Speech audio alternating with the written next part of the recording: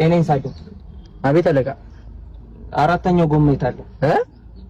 አራተኛው ጎማ የት አለ? ምን ትላለህ እንዴ? እኮ ባጃጅ ነው። ባጃጅ ነው እንዴ? እና ባጃጅ ቢሆንስ ጎማው ቢተነፍስበት ሌላ ቀያሪ ጎማ አትይዝም እንዴ? ይቅርታ አለቃ ስላላወኩኝ ነው። እረዛ አንተ እንጃ አትርዛ። በኋላ አጉል መንገድ ጋር ተነፈሰብኝ ብለህ ታቆማለህ። ከዛ ሰው መተላለፍ ያልታሳብ ምን ይመስላል? በእናታችሁ አንተ አድርገህልኛልና ለዘላለም አመሰግናለሁ የሚለውን ጥቅስ የታለ ይለጥፍ?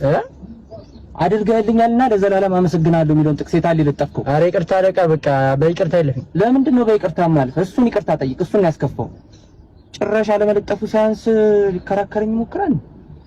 እንካ ፈርሙ። ኧረ አለቃ ለምን ነው ፈርሙ እንዴ? ትምህርት ቤት ወላጅ አስፈርም ተብዬ እንትን ልጅ ናፈር ወደዛ ናፈር ፈርም ጨምላቅ በቃ አትጥፋ።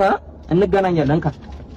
እንካ ያዝ እንገናኛለን። አትጥፋ። ደንበኛ እንሆናለን።